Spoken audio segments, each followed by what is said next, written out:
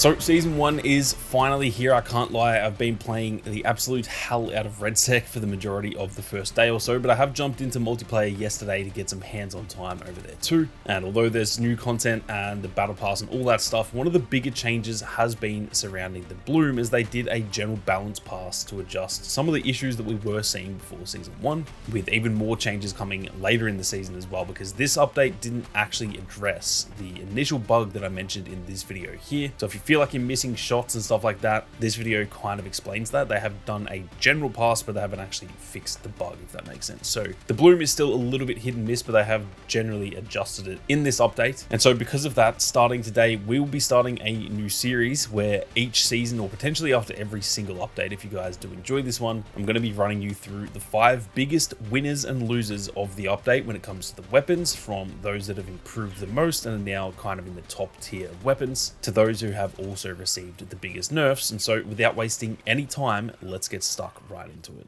Now, I've pulled this data from 3 different places. First and foremost, I've just done some of my own testing, mostly in the firing range, but I have tested a lot of this stuff for myself. Secondly, shout out to Otter, who is a fellow content creator who posted this image here on Twitter that has actually got its own breakdowns of all the pixel deviation from pre-patch to post-patch as well. And then I'm also looking at this spreadsheet that you can find here, and I'll leave this linked in the description because this is actually very, very solid. And the guy behind this is actually updating this with every single update as well. So all of this is kind of pulled from those 3 places, just to give you a bit of context as to where this is coming from. Now, keep in mind, these changes are not actually to do with like damage drop off or the damage output of the weapons, for example, or actual recoil patterns or anything like that. They haven't fully like buffed and nerfed the weapons just yet. I believe that is coming later in the season. Pretty much all of what we're talking about today is just to do with the general changes they've made to the Bloom. So we're mostly talking here about weapons that have either gained accuracy or lost accuracy. So keep that in mind. But that is a lot of waffling to kind of set up the context for this video. So without wasting any time, let's get stuck into the biggest winners. And this is really in no particular order. Now, the first one that I've got here is the SL9, which is kind of crazy because this was already very, very good before the update, and it is now even better.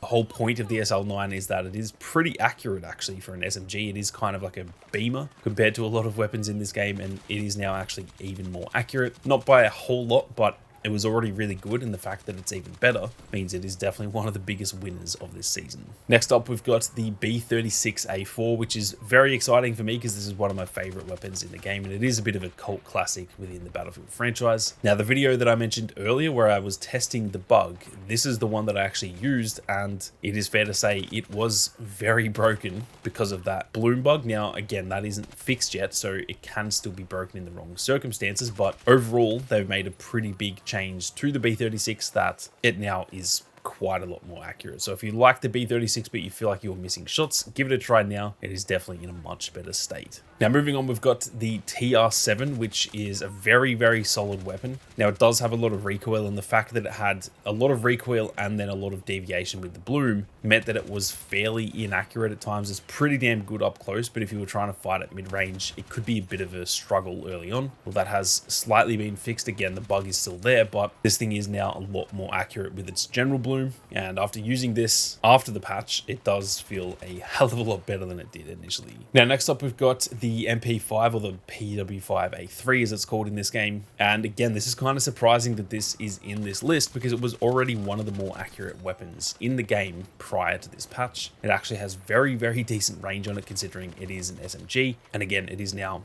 even more accurate, which is very good for any of you who are MP5 enjoyers. I have a feeling this one may potentially get a little bit of a nerf in the actual changes to the weapons coming in the future, but for now, make the most of it because it is technically even better than it was prior to this update. Now, lastly, for the biggest winners, this is arguably the most surprising in this list. This is the AK-205, which is already one of the most accurate, if not the most accurate weapons in the entire game. And again, it has been made even better due to the Season 1 update. So if you guys do like this weapon, give it a try. It is now technically even better. Now, the thing with this one is it feels pretty balanced because the damage output itself is pretty low. Considering it is so accurate, they kind of had to balance that out quite a bit. And so to me, this weapon is balanced, and even after using it post-patch, it still feels very balanced. So even though it is technically more accurate, it doesn't feel broken or anything. But if you already enjoyed using this one, well, the good news for you is it has gotten even better than it already was. Now, before we get into the biggest losers of the season, if you guys are new to the channel and you are interested in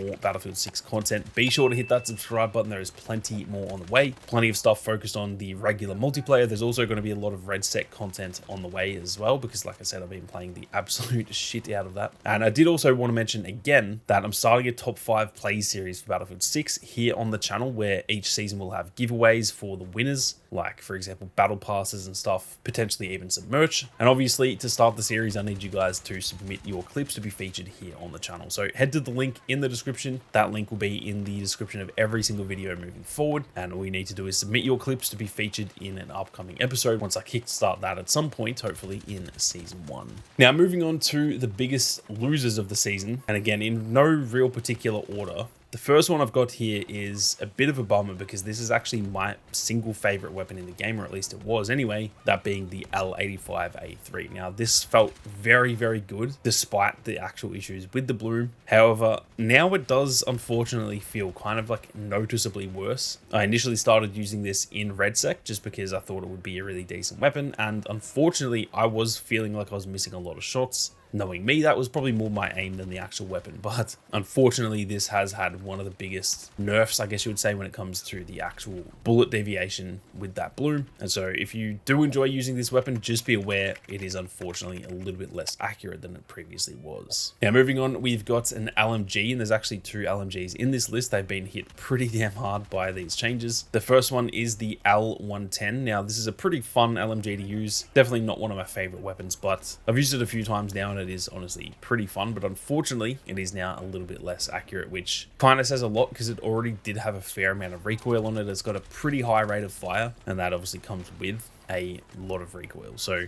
on top of that recoil, it is now being affected a little bit more by the bloom. So if you do enjoy this weapon, unfortunately it has dropped off just that tiny little bit. The next one on the list is often referred to as the Pig. This is the M60, and to me this one kind of makes a lot of sense. I actually felt the M60 was pretty beamy for an M60. Generally in most games this thing has got a hell of a lot of kick, because I'm pretty sure that's just how it is in real life, but it actually felt really good prior to this update. Unfortunately it has been nerfed quite a bit to where the bloom is just a lot more than it previously was, and because of the fact that it does already have a little bit of kick, again similar to the L110, this one is noticeably a little bit worse. It's still fine at sort of close to mid-range, but that's generally not really where you want to be using an LMG unless you are just kind of prepared and you already aim down sights at all times and stuff like that. Then they can be pretty good, but they are pretty clunky to carry around, so generally they're not that good for close quarters. Now the final 2 on the list here are also pretty sad for me, unfortunately, because these are probably 2 of my top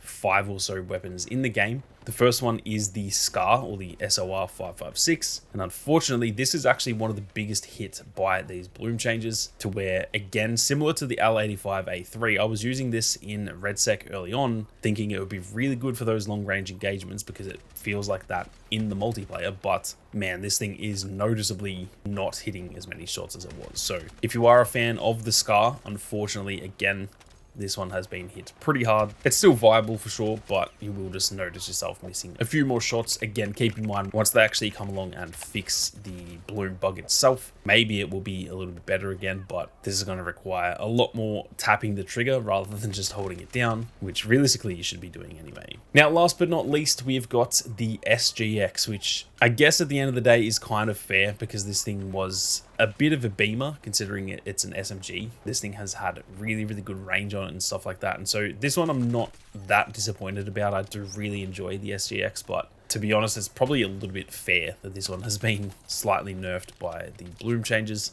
And if anything, this actually just makes it probably play a bit more in line with how an SMG should be, where you're going to have some of that bloom at, you know, mid to long range. Up close and personal, the bloom doesn't really affect gunfights that much because unless your aim is just like way off, you're generally going to be hitting shots regardless. So even though this is in the biggest losers list, this is still very, very viable. It's more just you need to be using it like an SMG now, whereas it was kind of almost an SMG/AR prior to this update. But yeah, it does still have a lot of power up close, so if you enjoy using SMGs in the more traditional way, well, don't worry, the SGX is still very viable. But that is it for 5 of the biggest winners and losers coming in Season 1. If you guys did enjoy this video and you want to see more like this after every single update, be sure to leave a like on the video. I'm going to kind of gauge how well this video does. If it doesn't do that well, I'll still do this every single season at the start of the season. But if you guys really enjoy it, I'm happy to do this after pretty much every single update, because obviously we are going to get actual balancing done to the weapons too. So yeah, be sure to leave a comment down below if you want to see more. Like I said, be sure to leave a like, and obviously if you are new to the channel, be sure to hit that subscribe button. With that being said, thank you all very much for watching. You guys have a great day, and I'll see you all out there on the battlefield.